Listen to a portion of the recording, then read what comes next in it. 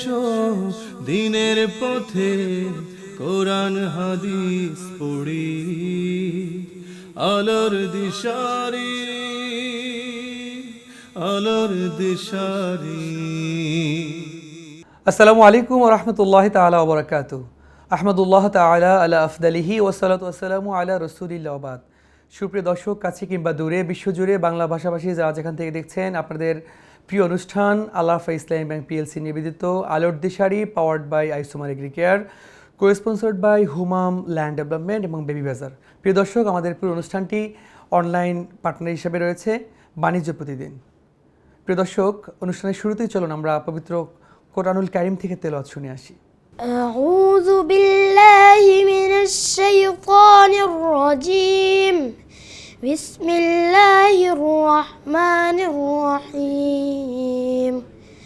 তাবারাকাল্লাযী বিয়াদিহিল মুলক ওয়া হুয়া আলা কুল্লি শাইইন কাদির। الذي خلق الموت والحياة ليبلوكم أيكم أحسن عملا وهو العزيز الغفور. الذي خلق 7 سماوات طباقا ما ترى في خلق الرحمن من تفاوت فارجع البصر هل ترى من فطور ثم ارجع البصر كرتين ينقلب إليك البصر خاسئا وهو حصير. ولقد زينا السماء الدنيا بمصابيح وجعلناها رجوما للشياطين وأعتدنا لهم عذاب السعير. وللذين كفروا بربهم عذاب جهنم وبئس المصير. صدق الله العلي العظيم. অত্যন্ত চমৎকার কণ্ঠে আমরা কালামুল্লাহ শরীফ থেকে তেলাওয়াত শুনলাম। প্রিয় দর্শক, আমরা এই পর্যায়ে আমাদের সম্মানিত অতিথিদের সাথে পরিচিত হয়ে নেব। আমার ডান পাশে রয়েছেন বিশিষ্ট আলেমে দ্বীন হযরত মাওলানা এম জালিস মাহমুদ সিয়াম, খতিব, নূরে মদিনা সেন্ট্রাল জামে মসজিদ, কোনাবাড়ি, গাজীপুর। আসসালামু আলাইকুম ওয়া রাহমাতুল্লাহি ওয়া বারাকাতুহু। আমার বাম পাশে রয়েছেন তরুণ আলেমে দ্বীন হযরত মাওলানা আব্দুল মতিন চাঁদপুরি, খতিব, বাইতুল আমান জামে মসজিদ, নারায়ণগঞ্জ। আসসালামু আলাইকুম ওয়া রাহমাতুল্লাহি ওয়া বারাকাতুহু। ওয়ালাইকুম আসসালাম ওয়া রাহমাতুল্লাহ। মোহতারাম, কেমন আছেন আপনারা? আলহামদুলিল্লাহ, শুকরিয়া। আপনি কেমন আছেন? আলহামদুলিল্লাহ। প্রিয় দর্শক, আমরা সরাসরি আলোচনা চলে যাব। আজকেও আমরা অত্যন্ত চমৎকার একটি জীবন ঘনিষ্ঠ বিষয় নিয়ে উপস্থিত হয়েছি। আজ আমরা কথা শুনব পিতামাতার প্রতি সন্তানের কর্তব্য, পাশাপাশি একজন আদর্শ পিতামাতা হিসাবে সন্তানের উপরে তার কি দায়িত্ব রয়েছে, এই বিষয়েও আমরা কথা শুনব। প্রথমেই আমরা চলে যাব এম জালিস মাহমুদ সিয়াম আপনার কাছে, যে পিতামাতার প্রতি সন্তানের যে কর্তব্য রয়েছে, দায়িত্ব রয়েছে, এই বিষয়ে আসলে কোরআন হাদিস থেকে যদি আপনি বলতেন। ধন্যবাদ মোহতারাম। আপনি জীবন ঘনিষ্ঠ চমৎকার একটি প্রশ্নের অবতারণা করেছেন, যেটা অত্যন্ত গুরুত্বপূর্ণ একটি বিষয়, যেটা শুধু আমাদের কাছেই নয়, আল্লাহ সুবহানাহু ওয়া তাআলা পবিত্র কোরআনুল কারীমের বিভিন্ন জায়গায় পিতামাতার সাথে সন্তানের সদ্ব্যবহার, তার আচরণ কেমন হবে, কথা কেমন হবে, তার সাথে পরিবারের সাথে, পিতামাতার সাথে তাদের মানে সর্ববিষয়ে তাদের বিষয়টা কেমন হবে, এইসব বিষয় নিয়ে আল্লাহর নবী মুহাম্মদুর রাসূলুল্লাহ সাল্লাল্লাহু আলাইহি ওয়াসাল্লাম তিনিও তার মুখসৃত বাণী দ্বারা আমাদেরকে অনুপ্রাণিত করেছেন।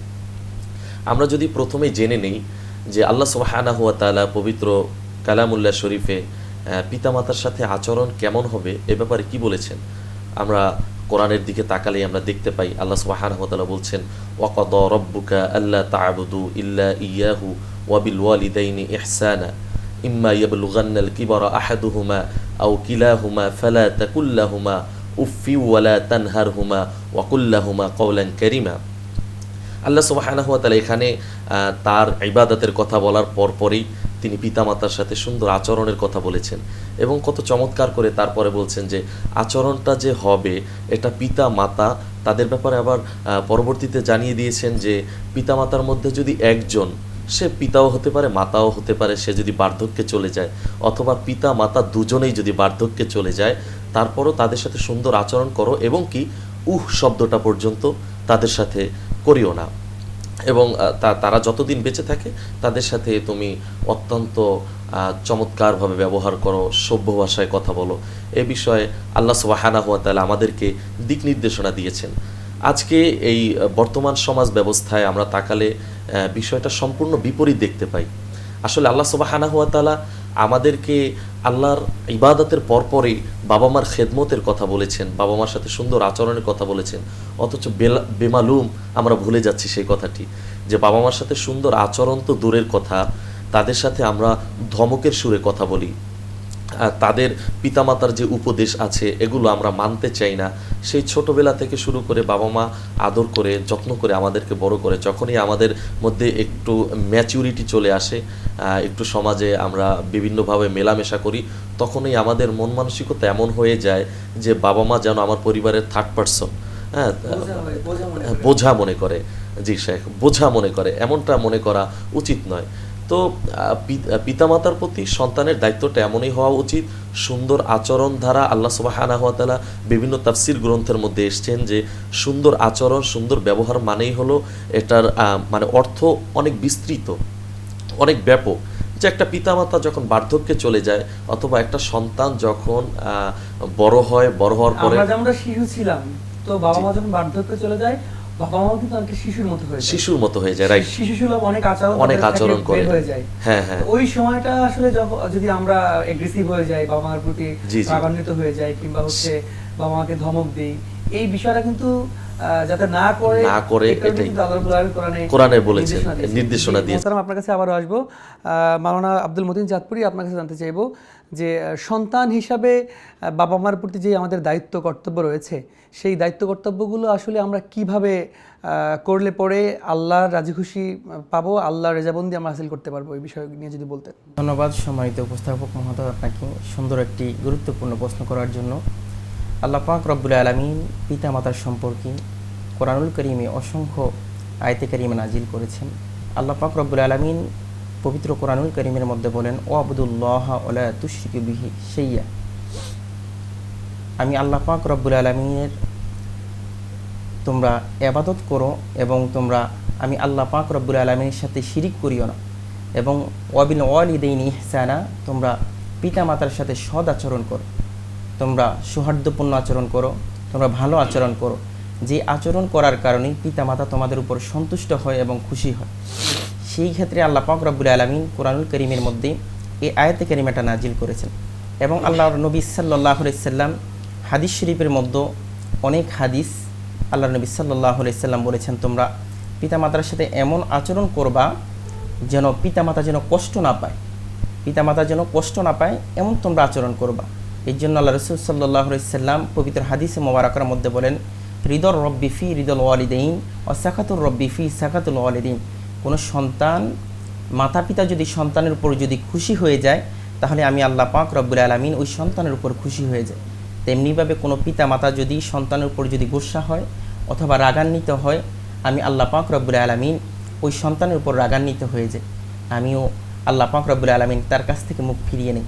এরকম ধরন তাফসীর হাদিস শরীফের মধ্যে এরকমভাবে আসছে। হাদিস শরীফের মধ্যে আরও আল্লাহর নবী সাল্লাল্লাহু আলাইহি সাল্লাম বলেন, তোমরা পিতা মাতার সহিত এমন আচরণ করবা যে আচরণের কারণে আমি আল্লাহ পাক রব্বুল আলামিন স্বয়ং খুশি হয়ে যাই। এই জন্য আমাদের সমাজের মধ্যে আমরা অনেক সময় দেখি, এই পিতামাতা একটা ভালো কথা বললো, আমরা দেখা যায় অন্য মানুষদের সাথে আমরা ভালো আচরণ করি, কিন্তু যখন পিতামাতার ঘরে এসে পিতামাতার সাথে কথা বলি, তখন বাহিরে যেই রাগটা আমরা দেখাতে পারি নাই, সে রাগটা আমরা ঘরের মধ্যে এসে পিতামাতার সাথে দেখাই। অথচ পিতামাতার সাথে আল্লাহ রসুল বলেছেন, পিতামাতার সাথে কখনো খারাপ আচরণ করা যাবে না। এই জন্য হাদিসে মোবারকার মধ্যে এসেছে, আল্লাহ পাক রব্বুল আলামিন পিতামাতার পায়ের নিচে সন্তানের জান্নাত রেখে দিয়েছেন। সেক্ষেত্রে যেহেতু আমার পিতামাতার পায়ের নিচে আমার জান্নাত, সেক্ষেত্রে আব্বা এবং আম্মার সাথে এমন ব্যবহার করতে হবে, যেই ব্যবহার করার কারণে মা বাবা খুশি, তো আল্লাহ খুশি হয়ে যাবে। কারণ মা বাবা দোয়া করলে সেই দোয়াটা কিন্তু আল্লাহ রাব্বুল আলামিন আর ফিরা। সেক্ষেত্রে আমি বলবো, যারা এই পিতামাতার সাথে খারাপ আচরণ করে, এটা আসলে খুবই নেককারজনক একটি কাজ, এটা আসলে ইসলাম কখনো সাপোর্ট করে না। ধন্যবাদ মোহতারাম, আবারও আসবো। প্রিয় দর্শক, সময় হয়েছে ছোট্ট একটি বিরতিতে যাওয়ার। বিরতি থেকে আবারও ফিরে আসবো, সে পর্যন্ত আমাদের সঙ্গেই থাকুন। আলোর দিশারি, আলোর দিশারি,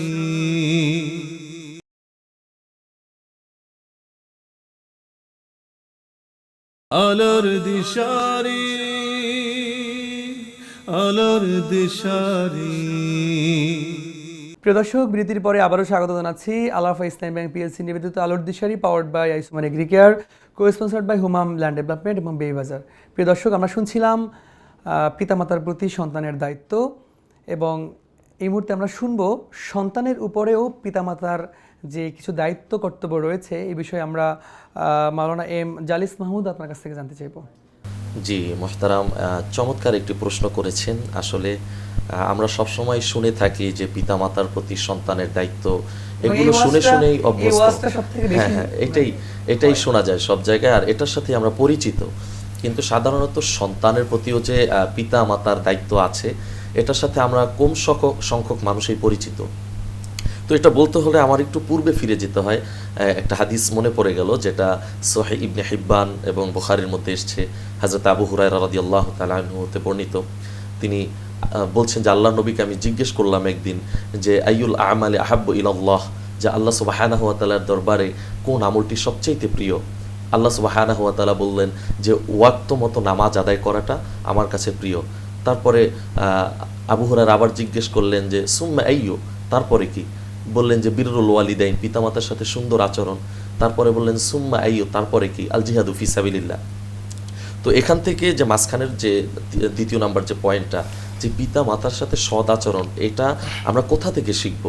একজন পিতা মাতা যদি সন্তানকে সুন্দর পরিবার উপহার দিতে পারে সন্তান ছোটবেলা থেকে, এটা কিন্তু একটা সাইকোলজিক্যাল বিষয় মোহতারাম, যে ছোটবেলা একটা সন্তান পিতা মাতা তারা স্বামী স্ত্রী, অর্থাৎ আমার মা আমার বাবা, তারা কিভাবে নিজেরা তাদের আচরণটা কেমন হচ্ছে, তারা সুন্দর মিলেমিশে স্বামী স্ত্রীর সুন্দর সম্পর্ক বজায় রাখতে পারতেছি কিনা, এগুলো দেখে দেখে একটা সন্তান বড় হয়। তো তার মাথার মধ্যে যখন চলে আসবে যে হ্যাঁ আলহামদুলিল্লাহ, আমার বাবা মাকে আমি কখনো উচ্চ বাক্যে কথা বলতে দেখি না, সবসময় সুন্দর আচরণ দেখেছি, তখন সন্তানটা ওইভাবেই বেড়ে উঠবে। তো একটা পর্যায়ে তরবিয়াতটা শিখবে। হ্যাঁ, তো একজন বাবা মা হিসাবে শুধু এতটুকুই নয় যে আমি সন্তান জন্ম দিলাম, দুনিয়ায় কাজ শেষ হয়ে গেল, বিষয়টা এমন নয়। একটা বাবা মা মানে আদর্শ বাবা মা হিসাবে জন্মের পর থেকে, এবং শুরুটা কিন্তু জন্মের আগ থেকে হয়। অবশ্যই মা হিসাবে তার দায়িত্ব আছে গর্ভ অবস্থায়। হ্যাঁ, সেটাই বলতেছিলাম যে গর্ভে যখন সন্তান সম্ভবময় আমার মা বোন যখন হয়, তখন তার আগেও দায়িত্ব আছে বাবা হিসেবে। সে যখন বিবাহ করবে, সে একজন ভালো সতীসাধ্বী। হ্যাঁ, এটা তো একদম প্রথম শর্ত। হ্যাঁ, এটা তো অবশ্যই প্রথম শর্ত, যে ভালো মা থেকে ভালো সন্তান আসবে, এটা খুবই স্বাভাবিক বিষয়। তো যখন আমার সন্তানকে আমি এই বিষয়গুলো ছোটবেলা উপহার দিতে পারবো, তখন সন্তান বেড়ে উঠবে। যখন একটু বড় হবে, তখন আমার সন্তানকে আমাকে যে সালাম দিতে হয় মানুষকে দেখা হলে, একটা আদর্শ সন্তান হিসাবে গড়ে তোলার জন্য তরবিয়াত দিতে হবে।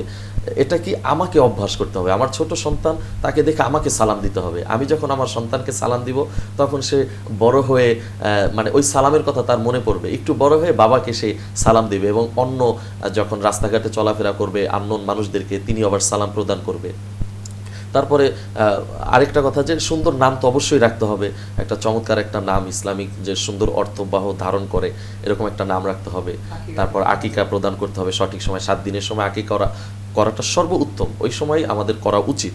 এটা করতে পারলে সন্তানের প্রতি আজান, হ্যাঁ, ইকামত, এরকম অনেক বিষয় আছে যেগুলো আপনি বলতেছেন। হ্যাঁ, আরেকটি বিষয় আমাদের সমাজ থেকে একেবারে উঠে গেছে, তাহনিক করা। তাহনিক যে সুন্নাহ, জন্মের পরে সন্তানের মুখে একজন বুজুর্গ মানুষের মুখ থেকে চিবিয়ে খাবার দেওয়া, একদম ভুলেই গেছে। হ্যাঁ, এটা আসলে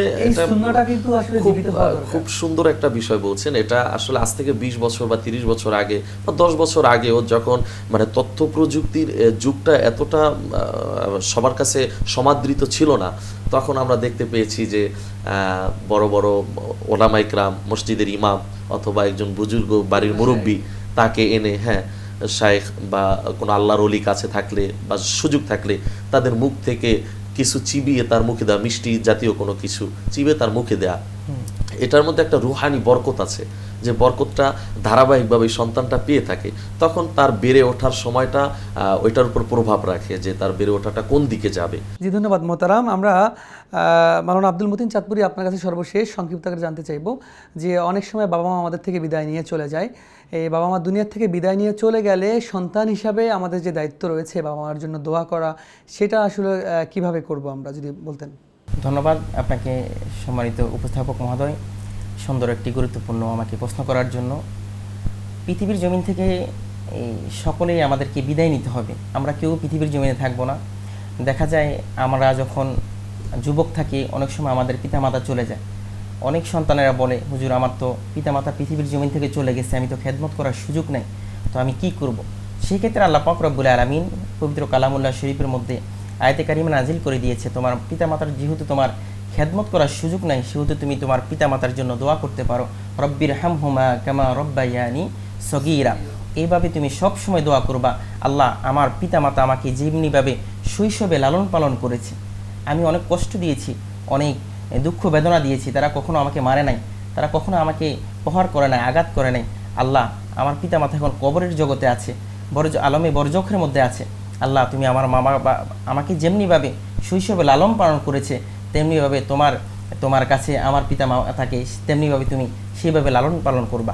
এই ক্ষেত্রে আল্লাহ পাক রব্বুল আলামিন আমাদেরকে এই দিক নির্দেশনা দিয়েছেন। পিতামাতা যখন পৃথিবীর জমিন আল্লাহ রাসূল জিয়ারাতের কথা বলেছেন, হ্যাঁ, আল্লাহ রাসূল সাল্লাল্লাহু আলাইহি সাল্লাম জিয়ারতের কথা আল্লাহ রাসূল সাল্লাল্লাহু আলাইহি সাল্লাম পবিত্র হাদিসে মোবারকের মধ্যে বলেছে, তোমরা পিতামাতা যখন পৃথিবীর জমিন থেকে বিদায় নিয়ে চলে যাবে, তখন তোমাদের পিতামাতার কবরের কাছে গিয়ে তোমরা দোয়া করবা, মুনাজাত করবা, সূরা ফাতিহা পড়বা, সূরা ইখলাস পড়বা, দুরূদ শরীফ পড়ে তোমরা সালাতুস সালাম পড়ে আল্লাহর দরবারে মুনাজাত করবা, আল্লাহ পাক রব্বুল আলামিন যেন তাদের কবরের আযাব হালকা করে দেয়।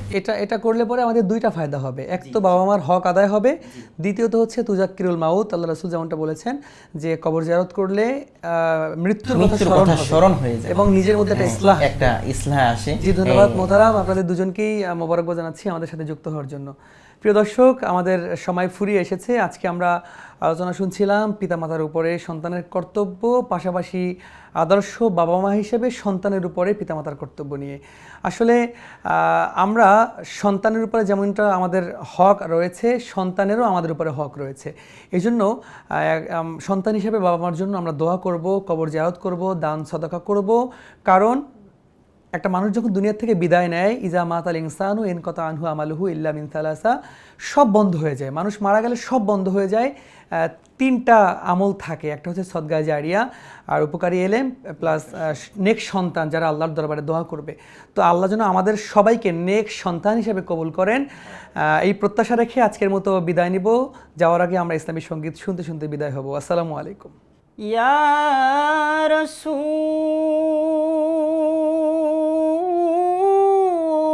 রাসূলাল্লাহ ইয়া হাবিবাল্লাহ,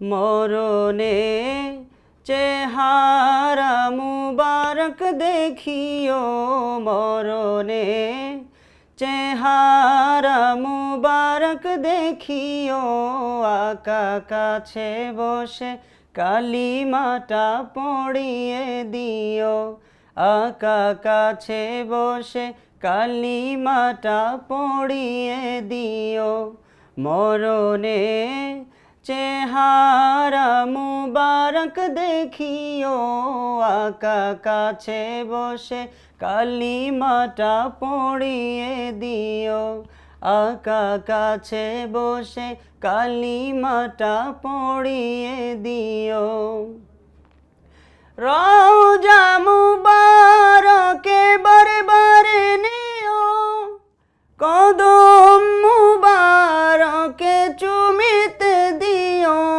আকা রুহটা বের হতে হাসিটা দিও, আকা কাছে বসে কালিমাটা পড়িয়ে দিও, আকা কাছে বসে কালিমাটা পড়িয়ে দিও, আবু বকর উসমান আলী হতে পারে নাই, বেলায়েতের সম্রাট যিনি ওই রকম প্রেম নাই। আবু বকর উসমান আলী হতে পারে নাই, বেলায়েতের সম্রাট যিনি ওই রকম প্রেম নাই। আহা গোলাম যারা তাদের সাথে আমায় রাখিও, আকা গোলাম যারা তাদের সাথে আমায় রাখিও। শেষ বিদায়ে মুবারক হাতের পানি দিও, কব মরণে চেহারাটা, মরণে চেহারা মুবারক দেখিও। আকা কাছে বসে কালিমাটা পড়িয়ে দিও, আকা কাছে বসে কালিমাটা পড়িয়ে দিও।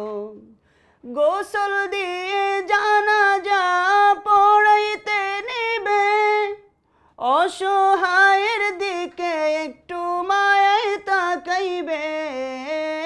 গোসল দিয়ে জানাজা পড়াইতে নেবে, অসহায়ের দিকে একটু মায়ায় তাকাইবে।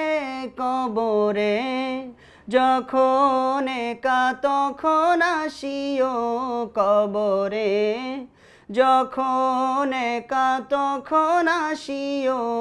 আকা কাছে বসে কালিমাটা পড়িয়ে দিও, আকা কাছে বসে কালিমাটা পড়িয়ে দিও। মরণে চেহারা মুবারক দেখিও, আকা কাছে বসে কালিমাটা পড়িয়ে দিও, আকা কাছে বসে কালিমাটা পড়িয়ে দিও। লা ইলাহা ইল্লাল্লাহু মুহাম্মাদুর রাসূলুল্লাহ সাল্লাল্লাহু। আলোর দিশারি, আলোর দিশারি, আলোর দিশারি,